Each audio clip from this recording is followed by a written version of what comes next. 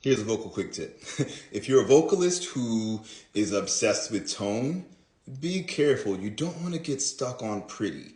What do I mean by that?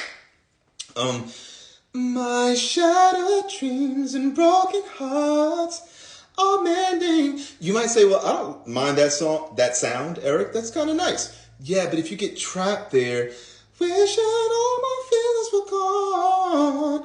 What happens with a lot of you as someone who coaches people for career purposes to get them paid to sing, if you get trapped there, it's very hard to tell stories convincingly because we hear emotion and sincerity by way of the ebbs and flows of tension in the voice. So, wishing all my feelings were gone doesn't say as much as wishing all my feelings were gone.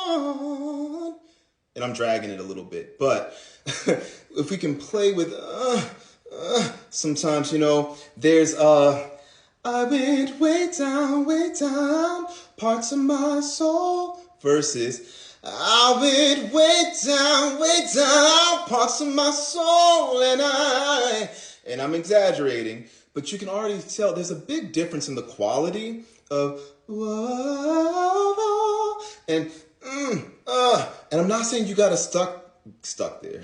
I'm not saying you gotta get stuck there either, but make sure that the tone makes sense. Make it make sense. You are an actor. Good singing is acting. Choose your tones wisely. So or another way to look at it is, let your tones be a reflection of your emotional intent. If you're just gonna think to yourself, oh, I just wanna make this sound, then you're operating from an egoic place of seeking validation for your voice instead of being in service to the audience by telling them a story and sharing the story. Of course, it is your right as an artist to choose and color the tones and shape the tones as you wish, but make sure that you're in service to the story. Because I'm going to tell you this, people will not pay you to be sung at.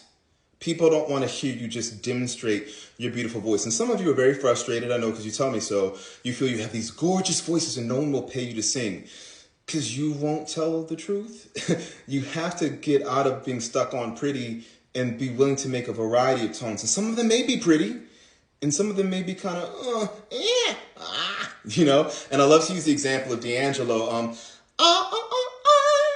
just want to be your man. It ended prettily, but literally called witch's voice into a vomitare. I just want to be like witch, vomitare. These are not beautiful explanations, but it speaks to like this primal,